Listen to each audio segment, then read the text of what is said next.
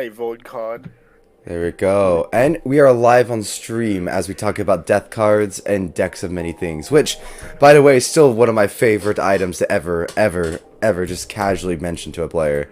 Because then they're It like, is the most what? beautiful. Huh? Don't do that to us. I once had an entire campaign built around deck of many things. I can see that. I can see that. 110%. Granted, the deck of many things was massively changed for that campaign. From instead of release stake, I see that from where it was half mostly bad to mostly good. It's like, what's it called? A spectrum. Yeah. It went from chaotic evil to lawful good, basically.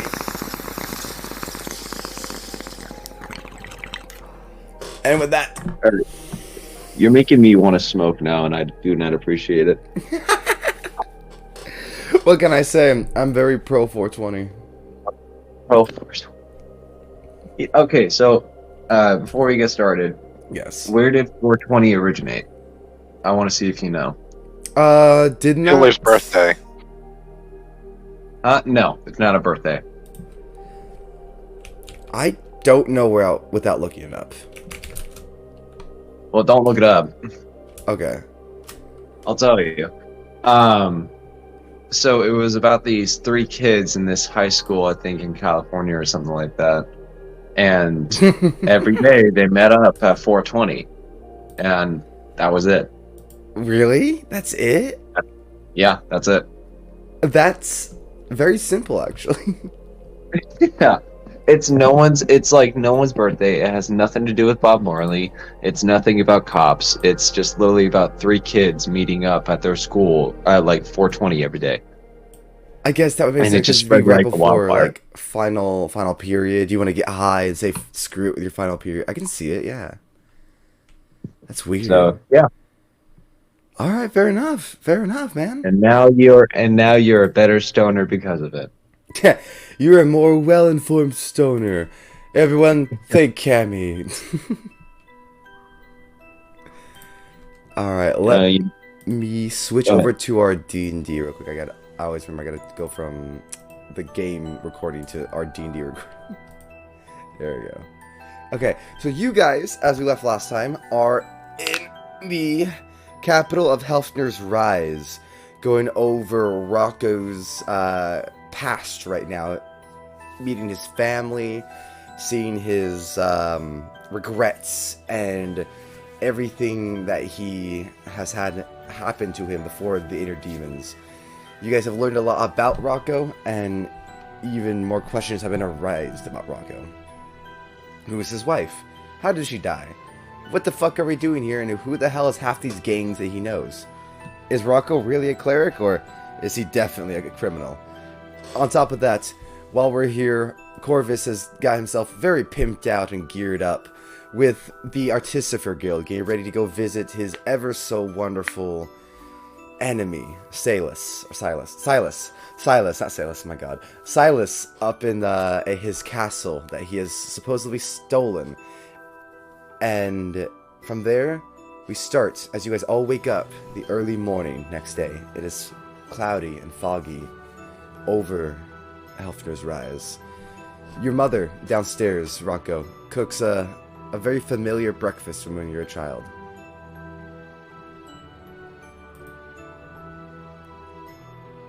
You hear a knock on your door, Rocco.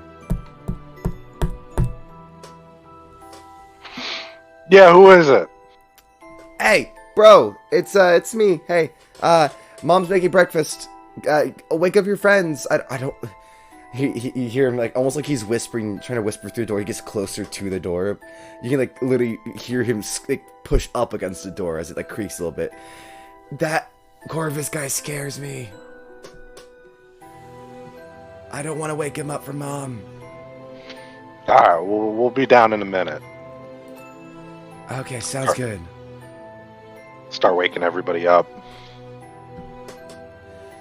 Yep, you guys all wake up one by one. Cammy, Robert, as Rocco wakes you up. I like to imagine, just to mess with Rocco, Rob, Ever since you told him you're a vampire, the fact that he's been kind of like, oh, I like to imagine you're like sleeping upside down just to mess with him. That and sometimes just being a crow looking at him as he wakes up. I'll call a raven. The crow waves. Rocco, you know it's Corvus. Like, God damn it, stop this creepy shit. It's really fun. It's Gonna have to buy more garlic. Doesn't do anything. Just a vampire telling you it doesn't do shit. It's very funny to me. I mean, if you want to know what all the weaknesses of a vampire, I do have a tome of that shit, like, on me. Rocco, he hands you like this like pamphlet and it's like what to do with you and your blood-sucking sanguine.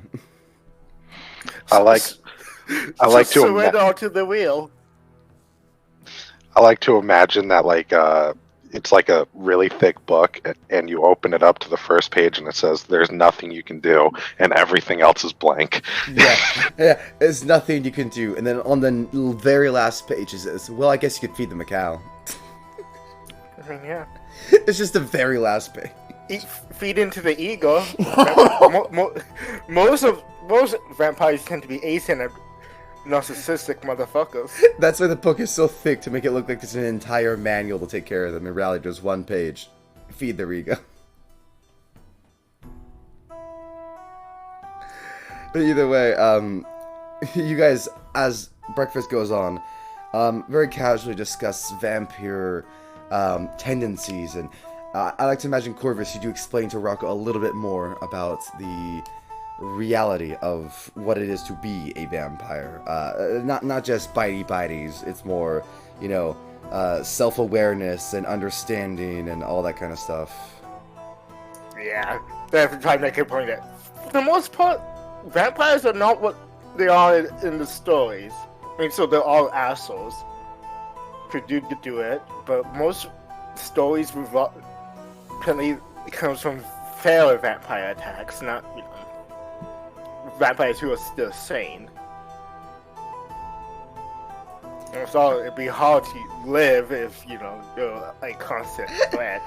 Rocco, your youngest brother. Let me see. What is your youngest brother's name again? Let me double check. Riven? Riven, thank you. Okay, thank you. Riven lifts up some raw garlic directly to you, Corvus. It goes, heathen, unholy one! As he touches you, I like to imagine at first, Robert, you go, oh no! And then you're like, never mind, it doesn't do shit. Why do you expect that to do shit? I'm not a vampire. The kid looks at you, wait, that doesn't work? I met a few vampires in my travels, but yeah, no, it does not work. Duh, what the... I have no clue where that came from.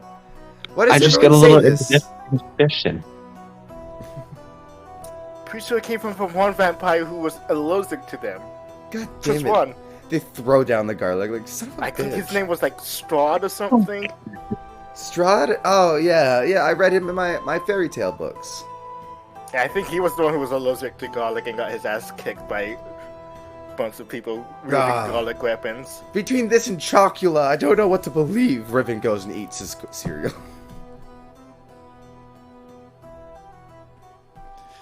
As you guys get up and get going, before you leave, Rocco, your mom does put one last thought into your ear. Rocco, I know that since her passing, you have been more reckless. But I hope that as you go and handle these contracts for your crew, you do more than just grow in monetary wealth. I hope you understand your usefulness to this world. Because you do matter, Rocco.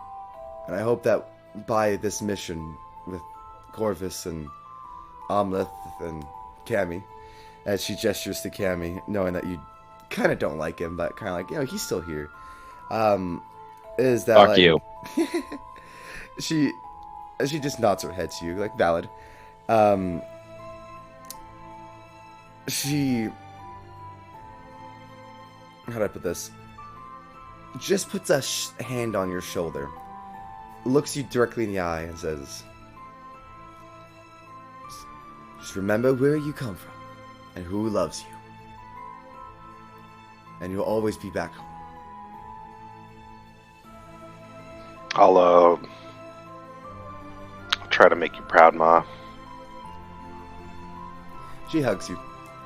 It lasts a solid minute before she lets you go, and she did this exact same thing when you decided to go and join the physical, well, not even join any gang, anything. You said you're gonna leave and depart and do anything. Really, she shoved you out the And door he's the same gone. way. Yep, shoved you he's out back. the door. Oh, he's gone? I'm back. Now it's back. I Oh, lost it for a second. My Discord's being fucky today. all good, Shoot all your good. Discord. And by the way, Ooh, JP, we will not be interacting as much with the chat today, just so you know, JP. But yes, all good.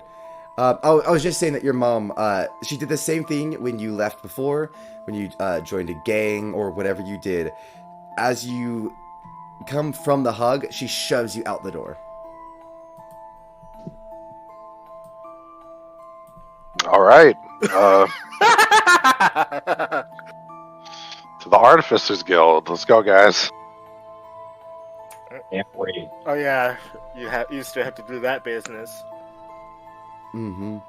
As you come up to the guild, Stevenson, the head of the guild that talked to Corvus before, is out pitching to the general crowd. As crowds go back and forth, you see him up forth. "Please, if you ever wanted to be able to harness magic with your bare hands," he slaps together these two gauntlets that make this magical thunderous boom around him, and this electrified field comes around him, and you see lightning shocks everywhere as he controls it. "Join the Artificers Guild," as he makes his storm rise above him, and then it thunderbolt crashes down into the gauntlets as he harvests them, and it ceases everything around him. "I will teach you the oh, hello there, Corvus." Hello. I see you're doing some business. Yes. I'm trying to attract new Artificers. You know how it is nowadays as a brand new starting business. It's hard to get some people to come in.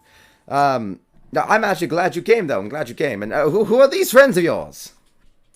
I mean, this is Cammy. Well, He's temporary Hey. for now. Yeah, temporary. Hopefully not too long. I still don't know what's up with you. And this is Walker. Actually, he's here to talk about some business with you. Yes. Oh, yes, please. You look like a man with a fellow mindset of business. How can I help you?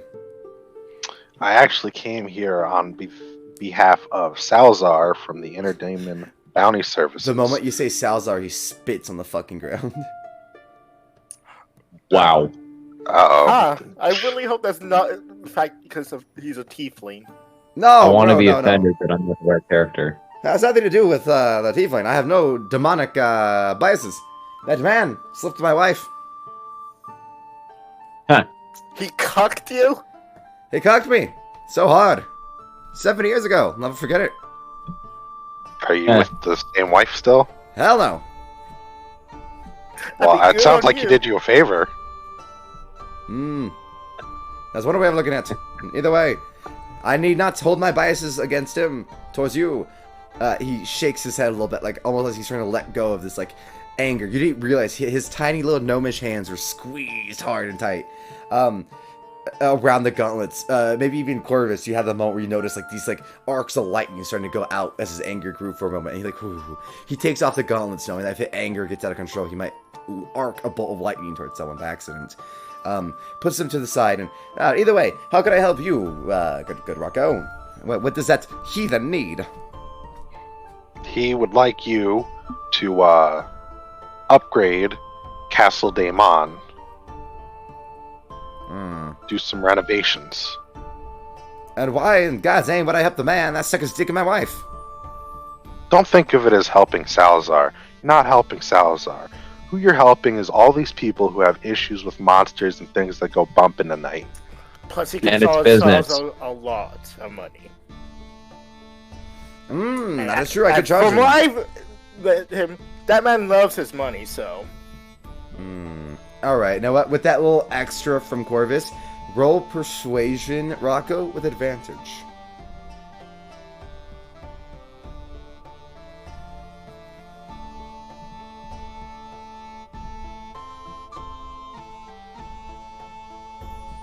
How did that go?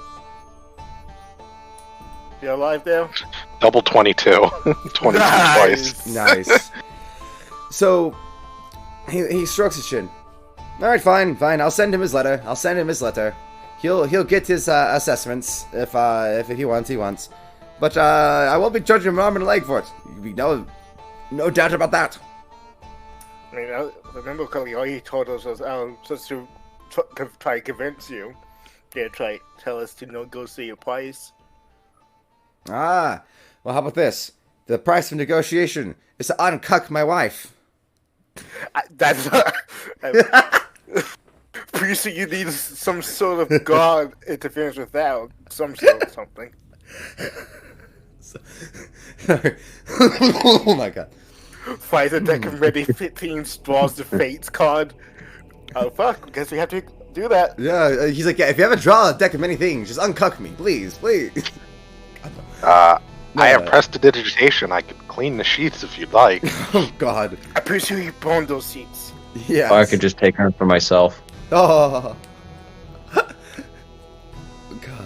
Wait, no, he doesn't actually say uncuck me. He goes, all right, well, let's see. You know what? I could be a fair man. Only 1.5 times the price I'd normally charge. And that's just for the cucking. Normally I would have done triple. I mean, that's just bad math. He looks at Are you, you like, huh? are you suggesting that you got cucked twice? Crosses his arms. I'd rather not discuss it. Uh-huh. After he uncrosses his arm. Anyways, that kind of gestures like, whatever. I'll message him. We'll have our discussions and we'll talk. You though, Corvus. I actually have something interesting for you. Well, actually, more for your companion, Rocco. He points to you. Corvus here tells me that if you guys are going to fight the vampire lord, you need holy magic, and you have holy. Smacks you right in the middle of the chest. I do indeed. You see, I want to access that heart of yours.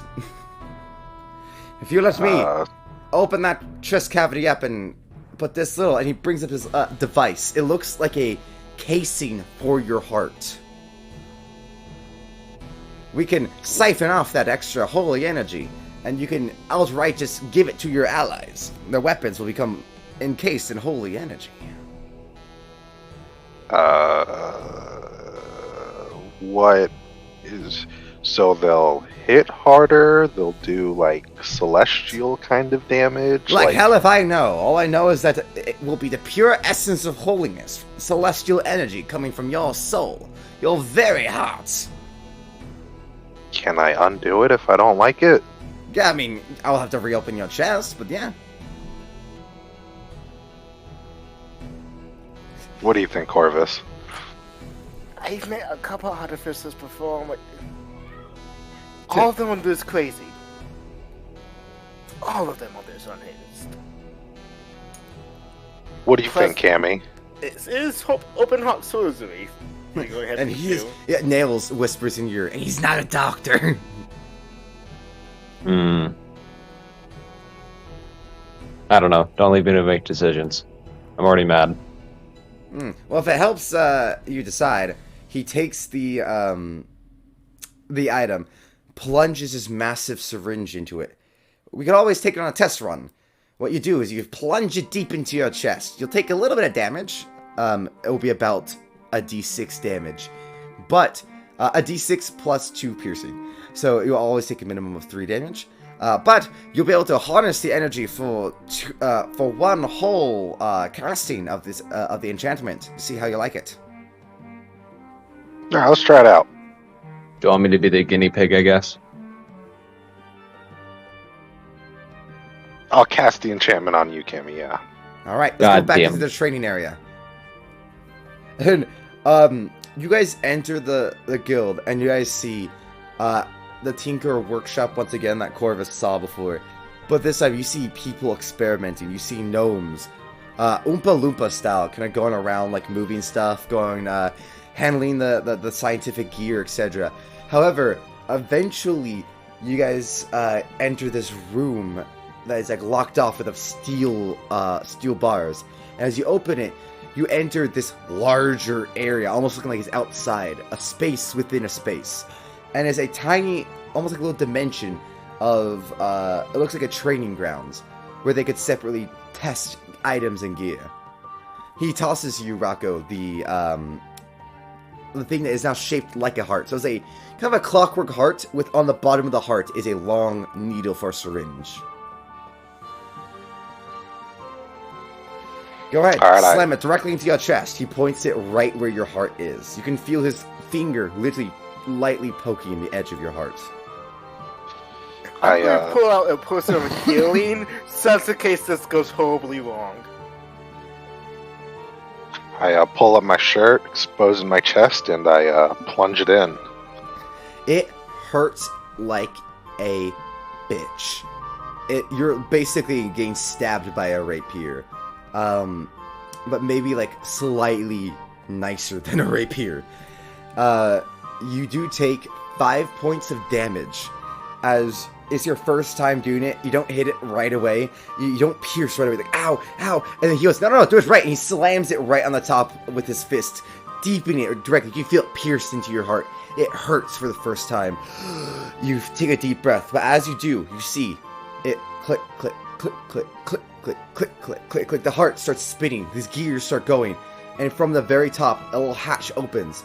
And this yellow and white sparkling energy comes out. Something you've barely ever seen from yourself when you were in the deepest of your studies, your holy magic, Rocco. You see it come out. And as it starts to wrap around your hand, you hold it up. And you can feel you can throw it. It's almost like a firebolt. And as you hold it forward, you yeet it forward. It wraps around you, Cammy. And as you feel your arms and muscles, you have, for 1 minute, celestial wings pop up from your back, Cammy. You have the armor laid upon you meant for a god. You get +2 to your AC, 30 flying speed, and deal an extra D6 radiant damage. Huh. I thought this was gonna hurt. You look at Rocco. Rocco, you are low-key crying right now. It hurts like a bitch. You need a healing potion there, Rocco? No, I'm good. I'm good. Ah. I'm just chuckling to myself. Does this require concentration? Yes. As long as the spell is active, you're not able to remove the heart from your chest. Right, the syringe from the side. Sorry, the syringe. I don't think Rocco's moving his heart from his chest at all. You're right. So I meant the syringe. If you remove the syringe, and as you do, an entire 1 round later, so about 6 seconds later, the stream of magic cuts from the heart that's on the syringe, and the wings and everything fades away from around you, Cammy. Aw, damn it. You could boost one of your allies like that, Rocco. So, one person at a time, and it'll be a concentration. You can do other spells that require not concentration. You see him take up this rune, slap it directly into the back of the rune, and slap it directly into where your chest is. There. Now you won't have to focus on it. It will automatically focus on that. You can do other spells, but it will require concentration, which means every time you get hit, you have to do a concentration check. You must focus. He slaps you in the face. Focus. See. Wait. So let me understand. I could cast other spells, but I can't cast other spells that require concentration. Yes. All right, I want to try and stab the heart into my chest again. And this time I want to attempt to twin cast this celestial buff onto both Corvus and Cammy. Ooh, that's good. Okay. This time, you take 6 Interesting. points of damage, as it takes more from your vitality this time. At first, it's only 2. You take actually less damage than last time. You're like, okay, I think I got it. Oh, that hurts like a bitch. But I got it. But then, you start pulling more magic from yourself. You guys see as Rocco, from this needle in his chest, wraps his hands around it. You see almost like he's pulling the magic from it, from the bottom to the top, like a toothpaste container. He's like squeezing it out, and as he does, he holds them both into both hands. And as you use your sorcery points to essentially multiply it, you hold it up. Now Rocco and Corvus and Cammy, as he slams it into the ground, erupting around you both, is this holy aura as these chains wrap around you, becoming your armor. Your wings pop out, and your weapons glow. Holy magic. Huh. This is not boning me. I'm surprised. You do notice, Corvus, it is like right over your skin. It is right. It's not touching your skin. It's like right over. Like, fuck you. I don't want to touch you. If I have to. If I don't have Would- to. Gross. Would Omelette get hurt if he got touched by holy magic, by the way?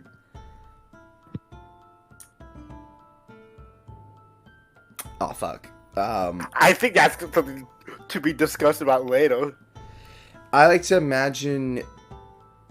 Yes, but right now it's just burning. It burns, but I like to imagine you're trying not to show them necessarily. Okay. As it's not an offensive spell, I like to imagine that defensive burns you, makes you uncomfortable. Offensive hurts you exceptionally. Okay. If that makes sense. Interesting. Right. So it's Okay. like touching something hot, but it's not hot enough to burn to actually harm you. Yeah, but it's Right. like so uncomfortable. It's like staying right next to a fireplace with your sweater on for way too long. Huh. Okay. That makes sense. Yes. As you do this though, Rocco, you do feel your chest hurts and aches. Tapping on your back, Stevenson does go, okay, calm down. You only want to do this twice a day at most. You don't want to over-exhilarate yourself. Doing the third time, you might pass out. And then we have to draw dicks on your face. Yeah. How much is this going to cost me? This will not cost you anything. Just give me the field research notes. Wow.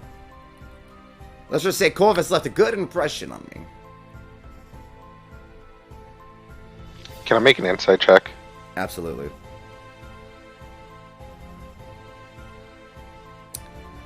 In fact, 17. please do. You get Oh, this God. look of madness in his eyes. You don't think he doesn't like Corvus. You don't think he has Corvus's intention of the best intention in his mind. But I will remind you that it echoes through your head of Corvus's thoughts. Yeah, all artificers are mad geniuses. Geniuses, mad, crazy. The crazy. fucking unhinged. Unhinged. And you're like, oh, and maybe connects to dots in your head where you're like, yeah, this may blow up. I'm going to jam it in my chest a third time. Oh, Jesus fucking Christ, Rocco. Give me a Constitution saving throw. Yo, Stevenson, you got a marker around this area? 4. Rocco, you pass out. The moment it stabs into your chest, you hit 1 HP. Rocco, you're pale, unconscious on the ground. You all look at him. Instead of holy energy, Rocco, you're not aware of this, but Corvus and Cammy, you are. And the Artificer looks really uncomfortable when it happens. Coming from inside him is blood red magic. It no longer is holy. You're now taking from Rocco. What's your max hit points, by the way, Rocco? Or what were you at before you dropped to 1? I think I was at 27 before dropping to 1. Okay, so all 27 hit points. Let me see. I have like a little ranking on how much is taken from you for this, what it'll do. 27. Okay, so it's 2 over to 25. Okay, so from it, 3 skeletal entities made of blood and viscera form around you. They form a wall holding each other's hands as if the, like the Connect Around the World kind of thing that used to be like the kids holding hands. Kind of like that, forming a wall around you, Rocco. And they slowly start bending down towards you. The Artificer freaks out. Shit. He pulls it out, wrenching it from your chest. You gasp air as you come back to life. The skeletons fade away from the existence. Oh god, almost took your soul. Meanwhile, in the background, Cobus has the marker. Yeah, you're gonna have to explain that last part a little bit, because that was God damn it. That was not in the description at all. Of course not. I told you not to do it a third time. He takes it away from you, Rocco, and he tosses it into his backpack. I can't give it to you if you're gonna risk your damn life like that, you nincompoop. You're not supposed to do it more than 3 times. I just fucking told you. Hey man, I'm a bounty hunter. I do nothing but take risks. He's not wrong in that. What the hell were those? Look, that was your body coming to take you. The magic, it's supposed to harvest and create life, but it can't create life from your death. And therefore, a weird necrosis starts to happen with the skeletons. Look, I've seen this, I've seen something similar, alright? A man had, he was a blood hunter, a blood mage. He was trying to use magic on his arm, and his arm came to life and killed him. Well, it strangled him. He chopped off his own arm, and then his arm continued to strangle him. That's besides the point. Is your body can turn on itself with the magic. Magic is very untethered, crazy. You're not supposed to over-push your body like that. If those skeletons would have touched the heart, they would have claimed you. Wow. Well, I mean, you could have honestly mentioned that part before, instead of just saying, oh, don't do it a third time, tempting us. Like, you could have told us that.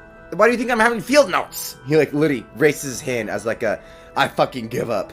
Like, I didn't know this was gonna happen. I told you to be careful. How did you... Okay, alright, fine, whatever. It's not my circus, not my monkeys. I don't care. Whatever. Well, I hope I gave you some good field notes. I'm gonna pass on this. He, furrows his brow. Fine. Look, I want to help you with something. What is something he literally, goes up. Opens this... He takes you out of the room for experimentation. He takes you over to this medical ward. And this little nurse gnome. Hello, my name is Flip Yang Dang.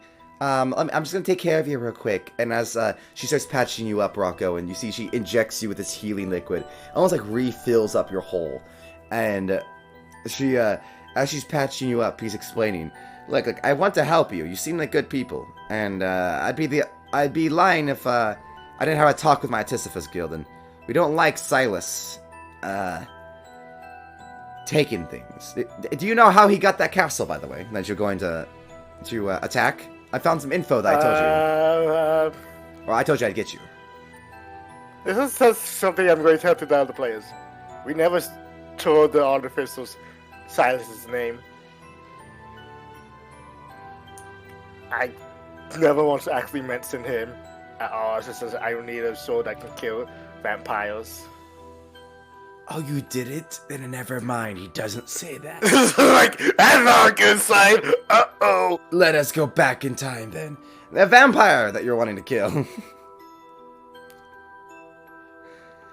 You're asking for any information more about vampires. And the thing is, vampires have a tendency to, steal and take. I've been, hearing rumors. Many rumors. He holds up this map that he pulls from that same pouch that he threw in the the heart in. It looks a bit like a Mary Poppins pouch, a bit infinite. He pulls out a map, and you see markings all over it. I told you I'd find info, and it's all over the continent, from every part of the globe, this part of the world, the continent, this country. There's been multiple vampires going through and terrorizing, but there's been one here, and he points right next to Vikram, right to where you know Silas's castle should be. There's this one, stole it from an old friend of mine. And a lord. Now the lords are gonna go and try to politically kick him out. They're gonna die. I'd rather them not die, and on top of that, I'd rather this man at the very least give his castle back to my old mate. Now, if this can be handled, then maybe I'd like to help. But if not, then whatever. Here's the info, hands you the map, Corvus, of all the movings of the past month from vampires. You see about 7 different vampire lords are currently active within the continent. I'm going to take a note exactly where those vampire lords are. Because, I'm still a vampire. I can't. It would be bad if I piss off a more powerful vampire lord. Indeed. Now that's where the cool here kerfuffle comes from. He then pulls out another book that says Vampire Lords and You. He slams it down, opens it to page 169, and goes, "Look here. On the 32nd sentence here, there is only ever in one continent a true vampire lord. Overlord. Everyone else is merely captains of the lord. Which means this vampire that you're going towards, he's either the most powerful one, or maybe he was working under someone else's command. So either you're going to die when you get there, or if you kill him, you better ask him where and who told him to do this to you." So there was a price for this heart. You wanted me to kill this vampire. Yes. He waves you off. But that was assumed. You were already going to do that. That wasn't the price. It was aiding you. You were already doing something I wanted, and therefore I wanted it to be more likely to occur.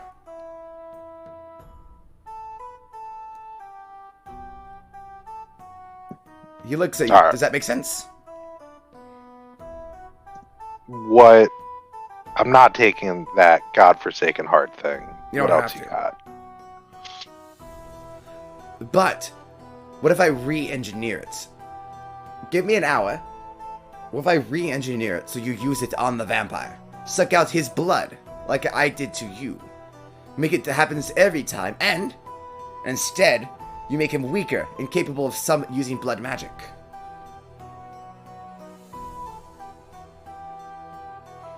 How about you make a weaker version of it that doesn't require concentration? Maybe instead of affecting Corvus and Cambion, instead affects their weapons. Fine. I'll make like a wristwatch that plucks your blood, whatever. And if I use it too many times, is it going to kill me? No, but it will possibly have a spike. Your body still won't like it, but it's a lot less intense. Instead of killing you, you'll just take an extra D something of damage. Alright, fine. I would take that modified version of that syringe that, sucks the blood of that vampire. I can only focus on one. Would you rather either weaken the vampire or strengthen your allies? And do Walker's request. Alright. Then give me... he looks at it. An hour. Maybe 2. Go do what you want. I don't know. Visit your family in the city. I don't care. But give me about 2 hours. I'll be back. Alright, I have some errands to run anyway, so I'll see you soon. Now, when you go and visit these graves for this final section before we go, are you going to let Corvus and Cammy join you? Would you like to leave them behind? What manner do you guys approach this at this solemn moment? I guess I was going to stop somewhere and pick up some flowers on the way. I wasn't going to tell Corvus or Cammy where we were going. I was just going to go. And, assuming they follow me. Yeah. All right. You, almost without stopping, a familiar woman who you haven't seen in a while. She sells, she's a half elf. She sells flowers. You toss her the coin. She hands you a set of roses. Just a gold piece for two of the finest roses she has. Something you used to do before you left. As you guys walk, you guys enter the chapel graveyard. Chapel's graveyard in the religious district of the city. You see the giant graveyard full of each pantheons, or God's people, each one separated and handled by their own caretakers, properly and lovingly. You walk up to the two stones, not next to each other, but as they were family, they were not too far apart, within the same area. What's the second one? Isn't one OD, the other one your wife? I thought he was alive. You're right. God, I'm so sorry. That is twice I messed up my notes. Damn it. You're so right. I am so sorry. I mean, it's been like, what, a month since we did this side story, so it makes sense. Yeah. Been a while, yeah. Still, though, that means I messed up my notes when I was typing them in. I still apologize, even if you will give me grace. But yeah, so sorry. You go up to your wife's grave, and then you'll go to the hospital to visit him. There we go. So, you go to your wife's grave. The two roses signifying your bond. You guys are maybe shocked, Cammy, as this a-hole to you doesn't say a word, but you can feel this air of kindness from him all of a sudden. You felt nothing but like this dickish energy from Rocco. But all of a sudden, even you, Corvus, you've barely seen him ever get like emotional or close. But as you approach this, Rocco, you see her grave for the first time in forever, and you feel this wave of emotion come over you. You can't help but squeeze the roses so tight that the blood drips down your hand as you break into the thorns. What do you do? I place the roses down on the ground in front of the headstone, and then I just stand there looking at it for a few minutes. Then I turn around and say, okay, let's go, guys. Do either of you say anything, or do you guys just nod and let him be? I just nod my head, and I just keep my head down, not saying a word. I just didn't say anything, but I put a comforting hand on his shoulder. As Corvus knows this feeling. On her gravestone, Rocco, is there a saying that you would like it to say? Like, the best and the worst, we were always together, or always in loving memory. Like, is there anything specific you'd like on it?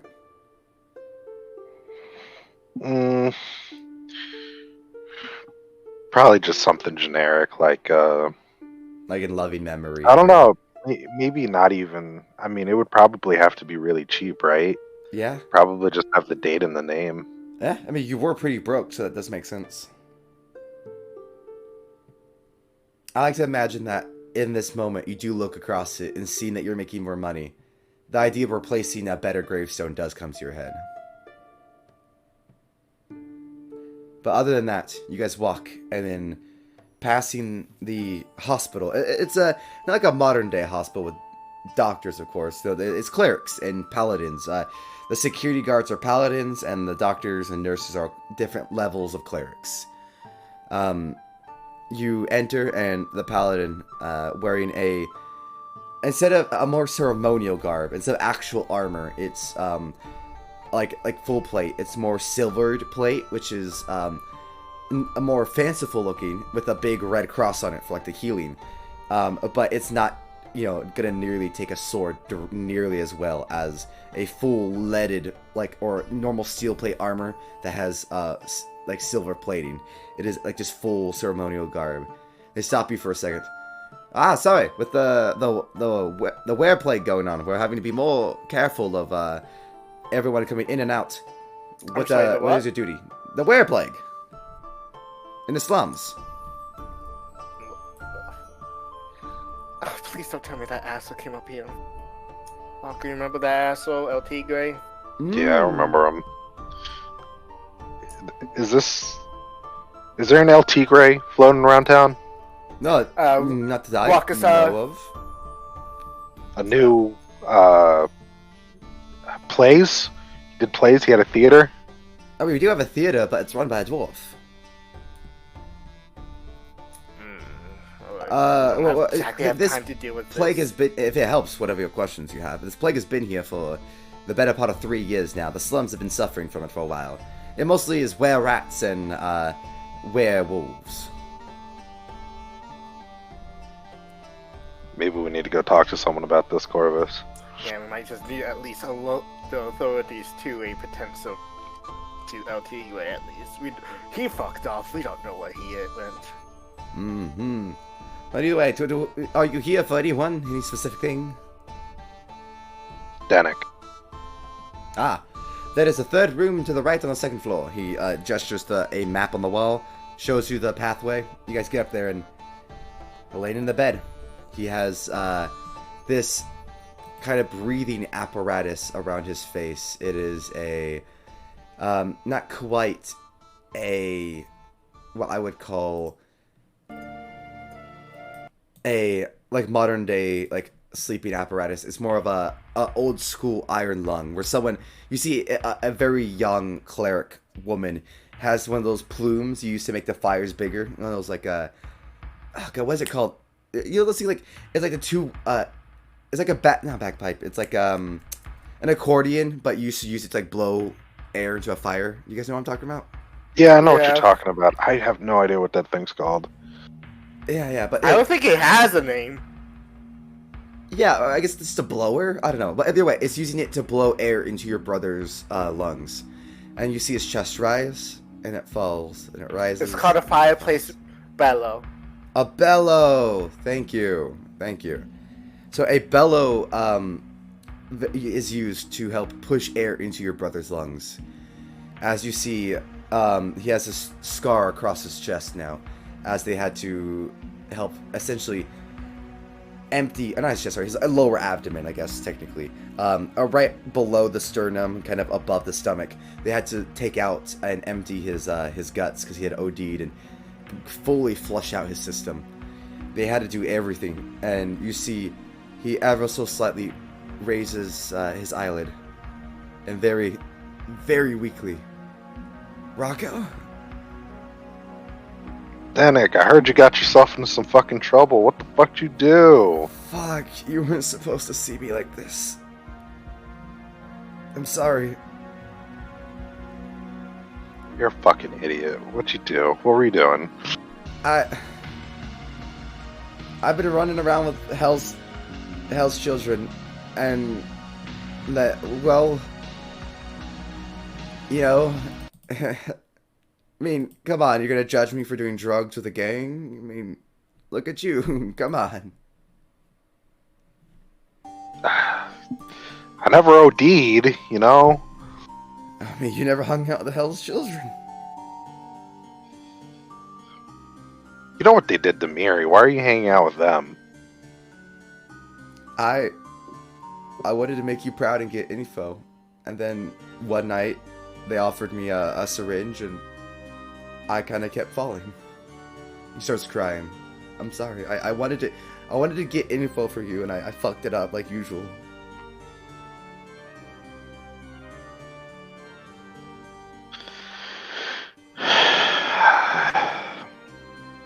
Find out anything good at least? He smiles. Well, actually, I did. Did you know Lily Pat has an allergy? No. He's What to? allergic to peanuts. One of the simplest little things. Huh. Nut allergy. Yeah, feed him a peanut down his throat, he can't breathe. Makes it a whole lot harder to fight when you can't take a deep breath to calm down, huh? Time to get some peanuts, boys. Yeah, I wonder what we could do with that. Other than that, the hit on Mary definitely came from Lily Pat. Apparently he always had a thing for her. He was jealous. He looks away from you. I'm sorry, I wanted to kill him in that moment, but I needed to make sure that you could do it. I wanted to make sure that you would have the satisfaction. But like, only bringing you this feels like it wasn't worth it. I'm sorry. You need to stay away from them. It's not worth it. And I don't know. It's not worth. And I run my finger across his wound on his stomach. Go. It's not worth this. I know. I'll get better. Watch, Rocco. I'll get better. And maybe I can come out adventuring with you, What are you gonna do after you get out of here? I mean, what if I come adventuring with you? The demons are great, right? Immediate start coughing at that like yeah, so Oh, these must be your friends. Are these your fellow demons? I mean, I could join and your crew. Walker's gone. And Oh goodness! Fucking Discord, man. Every time we're trying to get like a good moment too. Goodness. Your brother just looks to you, Rocco. I mean, I could join your guys' crew. I mean, look, he gestures to Corvus. I mean, that's your fellow inner demon, right? Just like you said, you're gonna go join. I mean, come on, you could. I could join you, be part of your crew.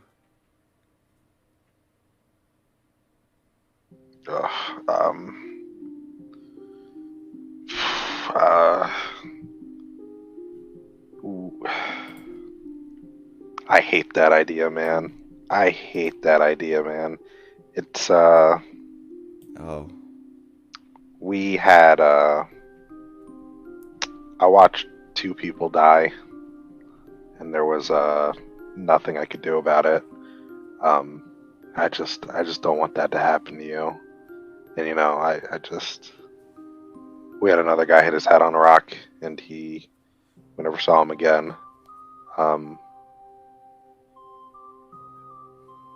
One of the craziest shit that happened was we had a prisoner, and she had seen some kind of dead god or something.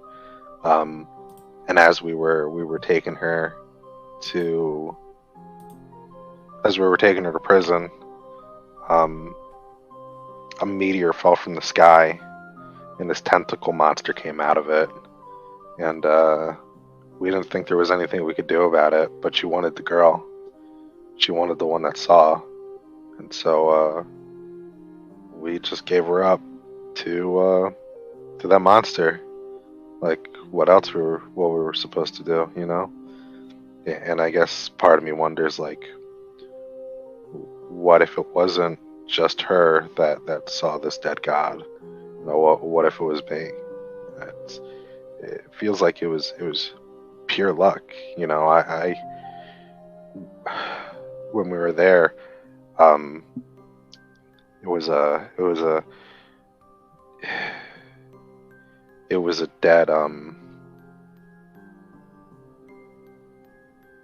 dead tree, and our guide told us to be careful. And I decided to try and hear its thoughts, you know, to see what was going on. and it was just singing a little song to itself uh, about cleaning. You know, I guess it was cleaning its home. And so my first instinct was to, yell out to it, Um, but I didn't get the chance to um, before it got woken up on its own, and we started running away. And I just wonder, Like, what you if it know, was you? what if it was me? I probably would have been with that tentacle monster too. Um, it's But just a. but then what am I supposed to do? I gave Mom some money. Um, I want you to try and get a legitimate job. Um, if you really want to come with us and try to cut your teeth on it, ultimately I can't stop you, but it's not the life that I would want for you. And you have to be aware that it's a humongous risk. I hate to say it, but this might be the last time we see each other, because I don't know. I don't know what might go wrong. I've gotten lucky so far, but just lucky, And I have two great guys that I run with, and they do a good job protecting me. But they're strong. They can take a hit, and me, I get hit one time, and I'm just gone. I'm on the ground, not able to do anything until I wake up. Who knows how long later? Like the same shit happened with Mary. I just took one hit, and I was out cold until her body was already cold.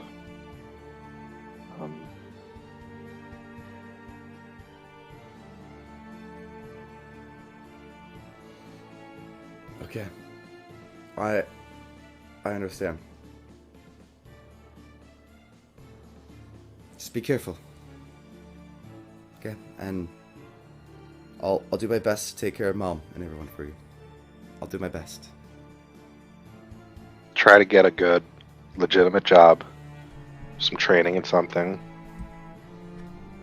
I don't know. I don't exactly know what. Maybe blacksmithing. I mean, that's always sounded cool to me. But like, just try to make enough money in a legitimate way where you and the whole family can move out of the slums and maybe out of Helfner's Rise completely. Just put your head down, get to work, focus on nothing else, and get everybody safe. Okay. I'll do it for you. But fine. I guess only one of Mom's kids should be sacrificing himself for the greater good, and I guess that's you. I'll do what I need to.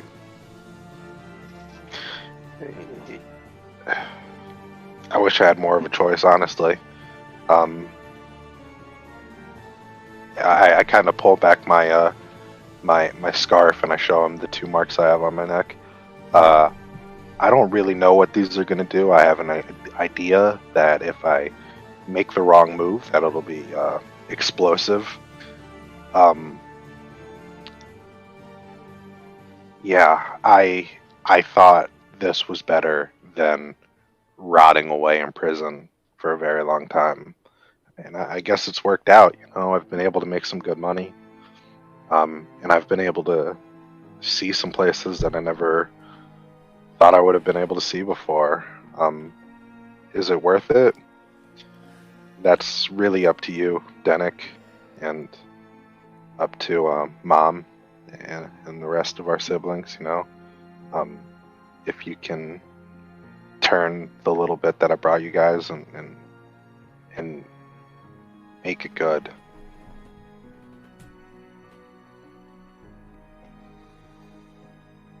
Okay. He gives you a hug before you leave. He leans over the bed and he gives you the best hug he can. He's a little weak, but he's still able to squeeze you. I cast Bless on him. Just not really for like the mechanical purposes, but more as a general like statement. Exactly. I see. As you guys head back to the Artificers Guild, Stevenson has a watch for you, Rocco. Hello. So. Before you leave Healthiness Rise, you get go into this vampire hunting journey of yours. You'll need some accessories. And here you go. He hands you each this makeshift watch. It's a leather strap with a clockwork kind of mechanism on top. It keeps track of time using a sundial. So anytime you're in the daylight, you can tell what time it is. But beneath it, hidden so that the vampire lord doesn't like destroy it or figure out where it is inside the mechanics. So now, instead of having be about your essence, it'll be a little bit weaker. What you could do, Rocco, is you twist the knob like this, and he twists it. He goes, "Ow!" As you see a little prick comes up from his hand. A little needle, as he twists it, comes out really quickly. But as it very quickly jabbing his skin, and you see no magic can come out now because I'm not, you. But when you do that, you'll take a single little point of damage, and then when you're done, you'll send it. Whoosh, he like gestures with his hand, going from your central watch to their watches. You'll send it to theirs, so that at any point they can activate it, and for 1 minute they'll have the magic within the blades. Pretty awesome. I like that. Yes. Now, please go rid this world of those blood-sucking, sanguine bastards. Can I ask you a question real quick? That's right. You know anything about the were plague going on in the slums? Unfortunate. It's mostly the sick and needy who are falling ill to it. It's well, okay. Long story short, an alchemist poisoned the food, and anyone with a weak immune system is being turned. What happened to the alchemist? Imprisoned. Damn shame. Alright. Guess there's nothing we can do about that one, Corvus. But at least it's not Il Tigre. Yes. In prison, he's going to be hanged later this week out of, as finally the court system will see his justice, that they finally found him guilty.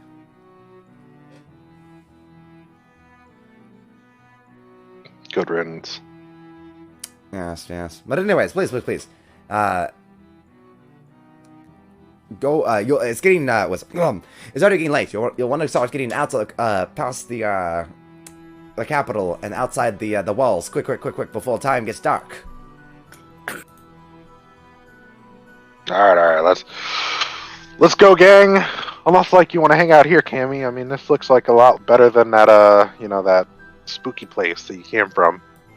Well, unfortunately, I'm kind of bound over there, so I don't really have too much choice. All right. So coming back to the map. We still need to visit church, though, because it's easy to say we did. True. Pretty easy. Pretty easy just to stop by a church. So, here's the map. Here is where the castle is. You'll have to be going through Darude. The quickest path would be going this way through Darude. You could also... this is the kind of low-key town in the middle of the forest. It's not like a massive town, nothing big. But you guys did pass by it quickly on your way to... from Vikram, because you guys left Vikram on the bottom here and went through this bottom pathway. So you went past Darude, you saw it, but you weren't really, you didn't interact with it by any manner. But this time, the fastest path to Silas will be going through Darude. Or you could always avoid it either way around it if you just don't want to have to pass through a town and like deal with like saying hi to the guards and all that. Other than that, you guys leave Helfner's Rise about 2 p.m. I would say on the daytime. You guys can make it about a third of the way before you maybe a quarter of the way. There you go. About a quarter of the way before you guys start to get tired. What pathway would you guys like to take? Going through Darude, around Darude? What you guys feeling?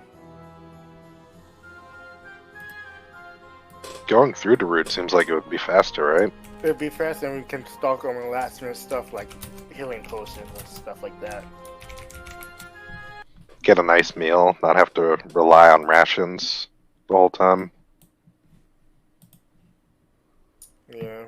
Sounds fair enough to me. So going through the pathway is about 3 days overall journey, I would say. About 1, 2, 3 to get to Darude. And as you guys start approaching it, you guys go through, once again, the woods. It is cold and dark and snowy. And in the distance, finally, you see the first light. It is Darude's torches. And as you get closer, you see the front gate is open. Wide open. There's a wooden wall erected around the entire town. Gate wide open, no guards up front. You guys start passing through, or not passing through, as you guys are passing through the woods, you see this. It feels airy and weird. The air itself on this night is extra cold and tinged. You guys just spent 3 days camping. You guys are already adapted to the cold again. You guys have gone from the city walls that can stop the winds from blowing and as harshly to now you're back out into the wilderness. But you've been adapted to it. You're not afraid of the cold. The creaking of the trees and branches no longer shocks you. But as you approach Darude, this third day is the first time in a bit you feel that eeriness reset back in. Something feels off. What would you guys like to do? Where are the gods? There should be gods here. Since he's not like. I'm gonna do a perception check. Yeah, same here. Go ahead. I will say Nails, though, does look to you, Rocco. Yeah, I don't like this. This looks like an ambush of some sort. The dirty 20 for me. That's 11 for me. Dirty Go 20. just scouting nails. I will. I'll be back. He turns into a crow and flies off. Xena, keep an eye out. Dirty 20. So, Cammy, looking around, you do see about 500 feet off the beaten path to the left, there is a small hut. It looks like a woodsman hut.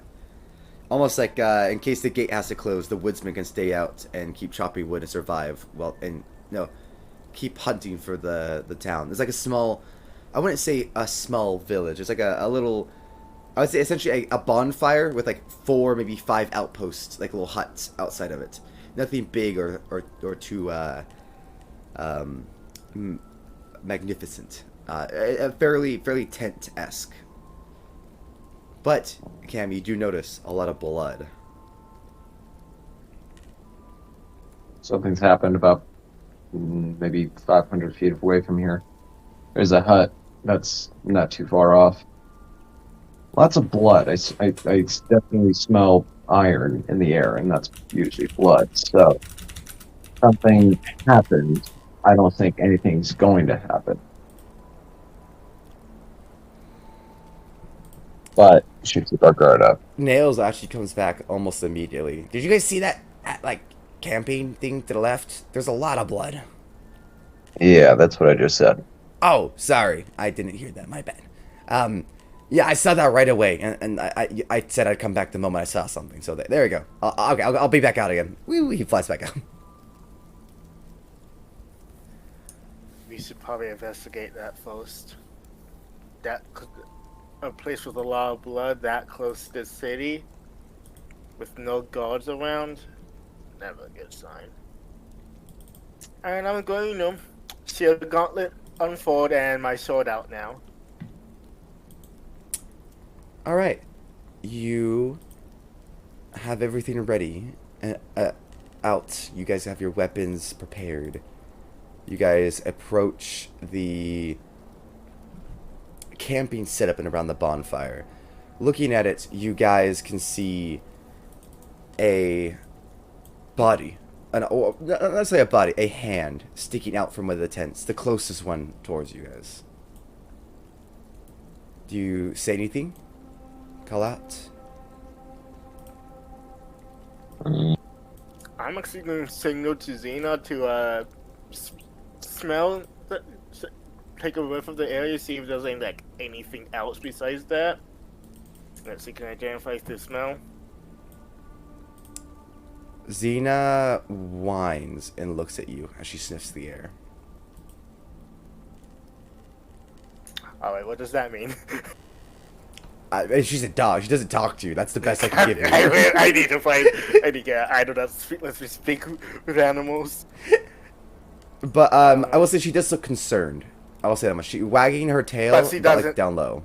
But it's not like she's not getting ready to attack or defend.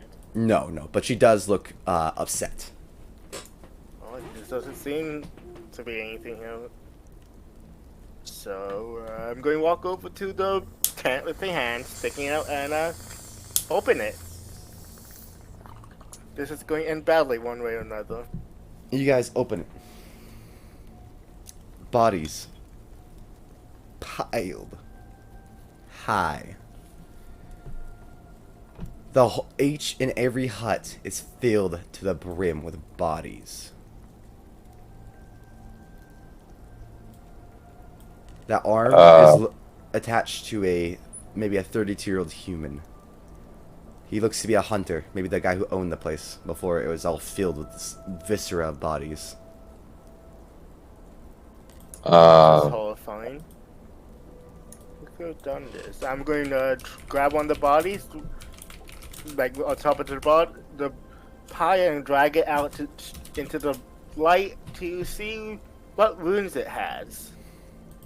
Bite marks And all over the neck, but it looks like it was drained instead of turned. I'm gonna do an investigation check. Vampires. These 15. people were killed by vampires. You investigate. You find ruins of fire all over this place. It looks like someone was about to go set these ablaze and get rid of the evidence. Looks like you found the last one that was unfinished. There wasn't enough blood. I don't think this was a vampire. Because there's this chemical that's strewn all about, and it's very flammable. Someone was trying to burn the evidence. And How do you explain this guy's death? Bite marks on the neck? And as you're Drain of holding blood. him, looking at him, Corvus, he comes to life, groaning as his upper half swipes at you. You're going to be able to back away, but he does get one attack off at you. Does a 13 hit you? Not even close. You back up immediately as you see they're all... They're incapable of moving and getting up. But all these bodies... Zombies piled on top of each other. Okay, I see why they wanted to burn it. Okay, fire? Anybody have a fire? I don't have anything that is fireable. Fuck. God, okay, alright. I pull out I pull out my Your wand. Actually, Yeah, I pull out I my do have wand. something. I got some fire music, guys. Listen to my mixtape, y'all. We're in Darude. Time for some Darude Sam story. Actually, I do have something. Absolute fucking, like, seagulls, you both. literally, literally seagulls. That is all I hear. Oh, Like, fuck. fucking stupid. Anyways, he pulls out his watch. My wand. Oh yeah, the one of fireballs. The wand of fireballs. Yeah. All right, step back, guys, and then I blast them. You blast them. So anyways, you blast them, and it blows up. A grand fireball. Actually, the fireball itself And I doesn't shall stop blasting. affect you guys. But the ruins are triggered, and all at once, multiple fireballs, like boom, boom, boom, boom, boom, boom, boom, or set off all at once. This massive fireball that erupts into almost like a mini mushroom cloud into the air. You guys get sent 5 feet backwards onto your asses. But definitely Okay. burned, though. Okay, we probably should have stepped a little farther back. Yeah. This is not good. Nails arrives. Holy shit, guys! Careful! What were you doing? Dealing with some undead. Fuck. Well, there's more inside the town. Are they moving? Yes, but they're all moving as if it's weird. It's as if they didn't die. There's a woman without a head mowing her lawn or cutting her lawn. Wait, what? They're intelligent? I don't know about intelligent, but it's as if they're just going along their previous plans or schedules. I have a book on necromancy. I'm going to open it and flick through it, see if there's anything messaging something like this. Sure, give me an Arcana check or History check, either one. History, because I have my tactical assessment maneuver I can use. Perfect. Are you still sure that it's vampires? Because that doesn't sound like a vampire thing. Well, vampires can be necromancers. I was gonna say, Neil speaks up. I've seen a few necromancers go to hell, and half of them are vampires. 14 in total. Okay,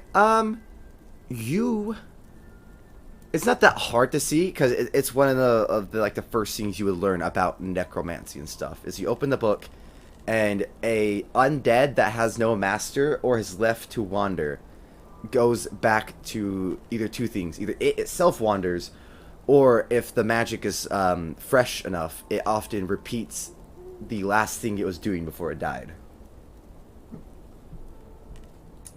Okay, this is not good. Oh, and there's this giant flesh ball right in the middle of town. There's a what? Well, it's like an egg almost. It's like sucking all the blood from them. This is not good. I don't think So yeah, I learned that yeah, anyone killed by necromancy and toned, if the masterless, they tend to just wander or return to what they were doing before they died. I don't know what the flesh egg is. I don't want to know what the flesh egg is. Do you approach the town? Yeah, I could. I'm cool with skipping this place. That's a lot of more work. A whole town of enemies, most likely. Yeah, But also, I think we're. a whole town free of free shit. I kind of think what we should do is we should go to Vikram or somewhere and maybe get someone to offer to pay us to clean the town up. What a bounty hunter move. Find something wrong and go, let's wait till we get offered to get paid Either we first. wait for them to get offered to deal with this, or we deal with it and just take everything not nailed down. Yeah, I'm kind of cool with that, honestly, because we are severely outmatched and unmanned. The ghouls are not, they're most likely ghouls of some sort of low undead, but just because they're low undead, the sheer numbers will overtake us eventually.